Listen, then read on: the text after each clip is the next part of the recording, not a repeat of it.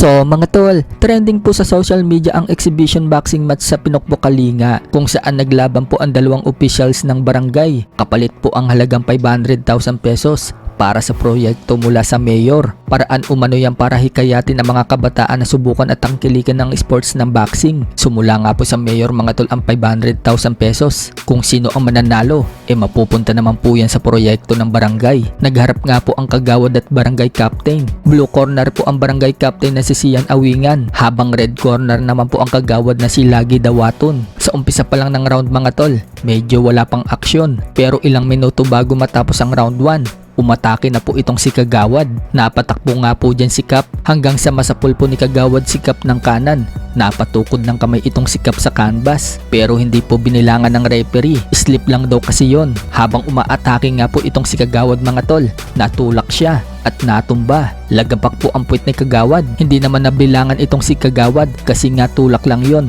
Pagbangon, bumawi agad itong si Kagawad. Nakatikim si Kap ng kaliwat kanan na suntok. Tumalsik po sa lubid itong si Kap at napaupo pa nga at dyan po siya binilangan ng referee. Sa mga sumunod na round, lumamang agad itong si Kagawad na magpakawala ito ng mga combo. Lumulusot nga po yung mga suntok ni Kagawad hanggang sa nakipagpalitan na din si Kap. Bagsak na naman si Kagawad pero na outbalance lang kaya hindi siya binilangan. Sa mga sumunod pang round mga tol, sabayan na silang dalawa. Parang tutumba na nga po dyan si Kap mga tol pero hindi bumigay yung tuhod niya. Bagkos, nakipagpalitan na rin siya ng suntok kay Kap. Binibira niya yung katawan ni Kap hanggang sa mag-clinch po sila. Inawat sila ng referee pero itong si Kagawad mga tol, naubusan ng hangin. Napasandal siya sa corner at hindi na maipagpatuloy yung laban. Kaya nanalo po tuloy itong si Kap via technical knockout. Sigawan nga po ang mga taong mga nanonood.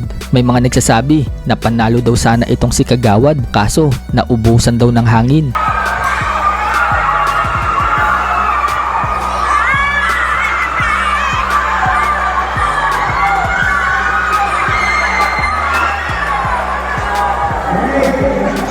Sa kabilang banda naman mga tol, Naoya Inoue, pinag-iisipan ng bakantihin ang IBF Super Bantamweight title dahil sa pag-request sa IBF ng interim fight ni Nishida at Sam Goodman. Sila po kasi yung mga top contender mga tol.